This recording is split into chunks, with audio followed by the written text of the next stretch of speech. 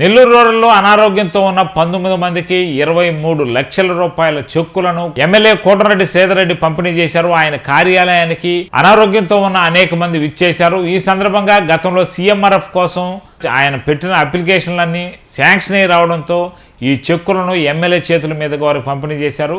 ఈ కార్యక్రమంలో పలువురు టీడీపీ నేతలు హాజరయ్యారు.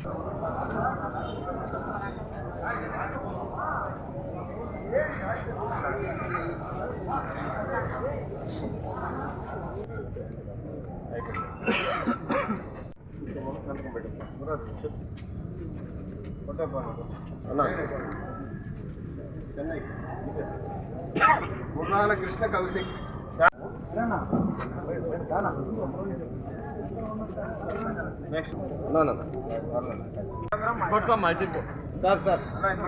అట్లా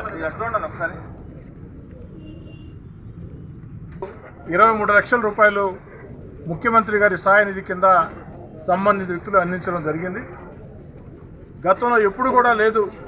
చంద్రబాబు నాయుడు గారు ముఖ్యమంత్రి అయిన తర్వాత ముఖ్యమంత్రి సహాయ నిధి నుంచి ఆ యొక్క ఆరోగ్య సేవల కోసం వారు అందిస్తున్నటువంటి సహకారం చాలా గొప్ప విషయం.